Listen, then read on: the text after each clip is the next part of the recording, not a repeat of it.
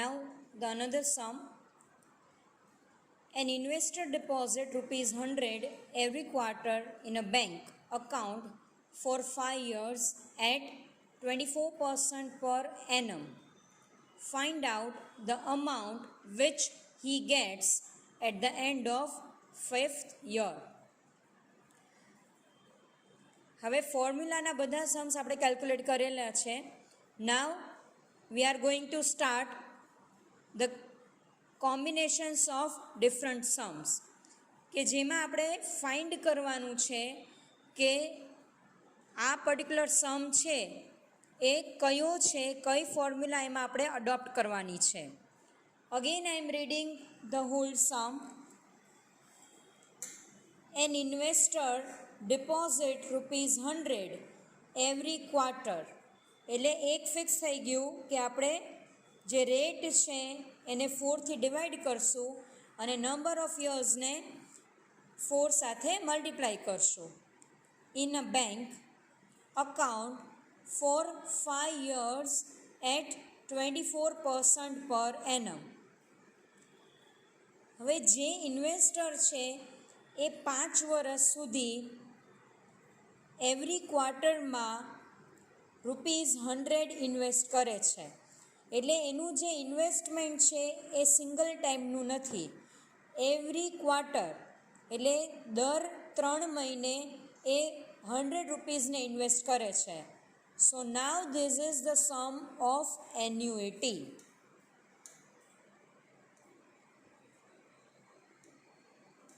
આમાં ડિરેક્ટલી આપણને આપેલું નહીં હોય કે તમારે એન્યુઇટીની ફોર્મ્યુલાથી સમ કેલ્ક્યુલેટ કરવાનો છે, પણ આપણે એક્ઝામ્પલના બેઝિસ ઉપર ફાઇન્ડ કરશું કે આ સિંગલ અમાઉન્ટનો સમ છે કે એન્યુઇટીનો સમ છે. આપણે અત્યાર સુધી એન્યુઇટીના જેટલા સમ કેલ્ક્યુલેટ કર્યા એમાં ડિરેક્ટલી આપી દીધેલું હતું that investor invest every month or every year. એટલે હવે અહીંયા થોડુંક ડિફરન્ટ છે, અહીંયા ક્વાર્ટરને ફોકસ કરેલું છે, that is every quarter. So હવેના જેટલા પણ સમ્સ આપણે કેલ્ક્યુલેટ કરશું એ બધા સમમાં we need to find out what formula is going to apply for the particular sum. Okay, so here it is. P is 100. Rate of interest is 24%. Number of year is 5. Now it is for every quarter. Quarter આપેલું જ છે તો એના basis ઉપર R is equal to 24% divided by 4, that is 6%. N is 5 into 4, that is 20 years. So here we are going to calculate the sum. Annuity formula છે A is equal to P. હવે આપણે present value find નથી કરવાની, આપણે future value find કરવાની છે. સો future વેલ્યુની આપણે ફોર્મ્યુલા અહીંયા અપ્લાય કરશું. A is equal to P in a bracket 1 plus R raise to N minus 1 upon R. 100 1 plus 0.06 raise to 20 minus 1 upon 0.06. 100 in a bracket 1.06 raised to 20 minus 1 upon 0.06. 100 in a bracket, હવે 1.06 ની આપણે 20 yearsની amount find કરશું.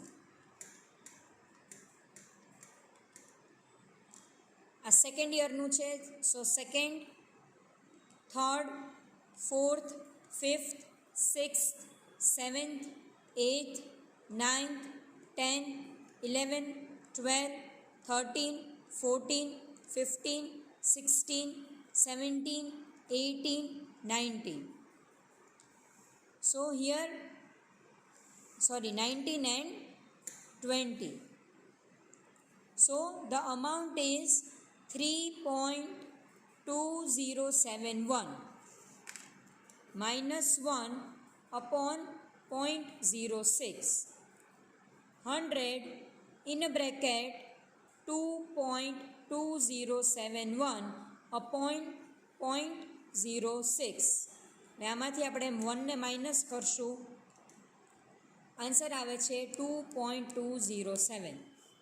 હવે that is divided by 0.06.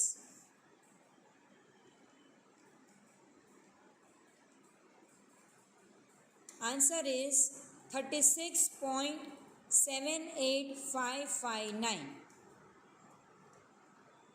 એટલે આપણે અહીંયા 6 પણ consider કરી શકીએ છીએ. હવે એને આપણે 100 સાથે મલ્ટીપ્લાય કરશું. સો 3678.56 that is equal to 3679. The conclusion is every quarter માં તમે 100 rupees ઇન્વેસ્ટ કરો છો, that is for 5 years with the interest of 24%. 24%ના બની ગયા છે 6% અને 5 yearsના બની ગયા છે 20 years. So at the end of 5th year you will get 3679. Sum easy છે, ઓલરેડી કેલ્ક્યુલેટ કરેલો છે, એન્યુઇટીનો જ સમ છે, પણ એક્ઝામ્પલના બેઝિસ ઉપરથી આપણે ફાઇન્ડ કરવાનું છે કે આ સમમાં કઈ ફોર્મ્યુલા આપણે અપ્લાય કરશું. સો આ ટાઈપના સમ જ હવે આપણે કેલ્ક્યુલેટ કરશું. Now this is a sum for your homework. થોડોક ટ્રિકી છે, વિચારીને કઈ ફોર્મ્યુલામાં તમે અડોપ્ટ કરી શકો છો એ તમારે ફાઇન્ડ આઉટ કરવાનું છે. અધરવાઇઝ કાલના સેશનમાં આનું હું તમને સોલ્યુશન આપી દઈશ. બટ એક રિક્વેસ્ટ છે કે થોડીક ટ્રાય કરજો કે સમમાં તમારે શું ફાઇન્ડ કરવાનું છે અને સમ તમને શું કહેવા માગે છે. Here it is a man borrowed rupees 3 lakh from SBI to finance the purchase of a car for 15 years. કોઈ એક માણસ છે એ એસબીઆઈ પાસે 3 લાખ રૂપિયા બોરો લે છે પોતાની કારને પરચેસ કરવા માટે અને 15 વર્ષ માટે.